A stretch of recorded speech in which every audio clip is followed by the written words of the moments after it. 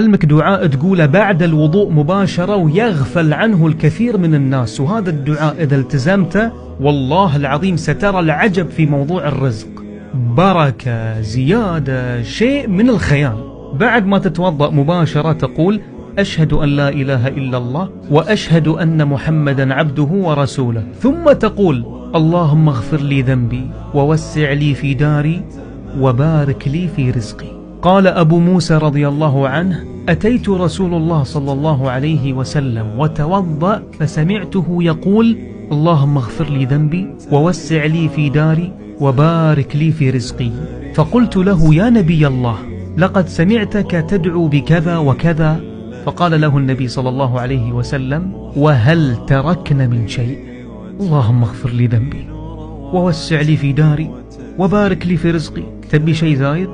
التزم هذا الدعاء بعد الوضوء مباشرة وسترى العجب في رزقك، وعلم فيه غيرك وانشر هذا المقطع والدال على الخير كفاعله.